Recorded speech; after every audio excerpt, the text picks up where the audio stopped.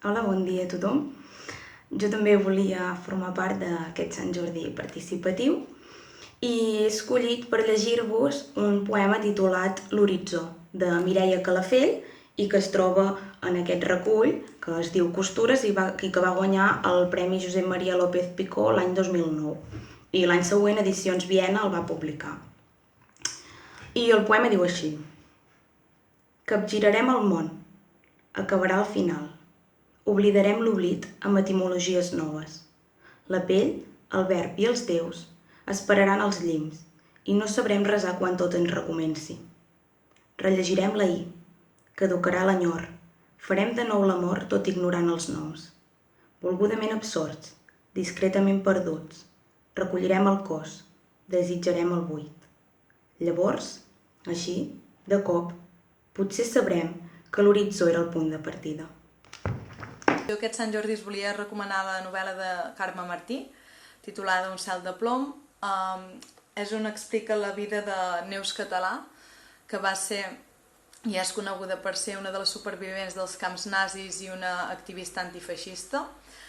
I bé, crec que aquesta novel·la és obligatòria tenir-la a totes les estanteries, perquè realment això és història i és una novel·la molt colpidora que no deixa ningú indiferent. Aquí us en deixo un trosset. Sortim baldades com si ens haguessin apallissat. Ens criden pel número que ens han assignat i ens tiren el que serà el nostre uniforme.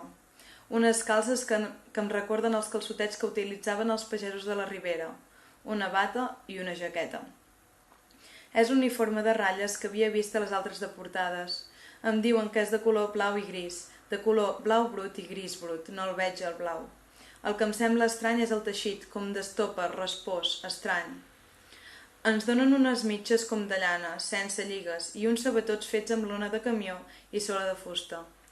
Deixo de ser la Neus Català a pallejar per ser la presonera 27.534.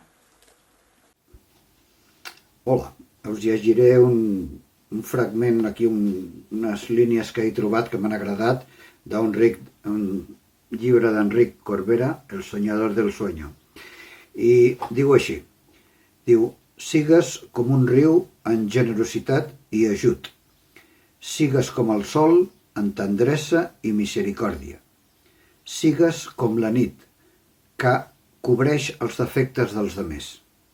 Sigues com un mort en còlera e irritabilitat. Sigues com la terra en humilitat i modèstia. Sigues com el mar en tolerància. Sigues vist com ets, o ser com ets vist. I ja està. Bon Sant Jordi. Us llegiré un fragment de La vida rebel de la Rosa Parks.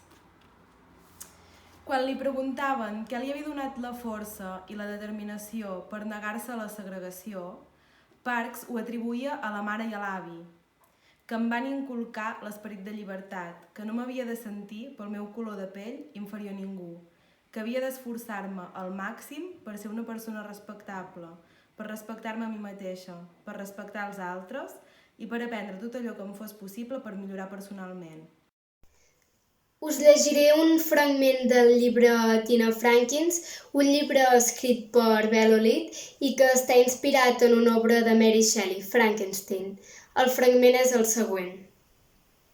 Com hem fet tantes nits, ens posem a caminar. No sabem on anem i no ens cal. Anem simplement endavant. Que el món en sigui ample. Que la vida en sigui veritat. Feliç Sant Jordi a tothom.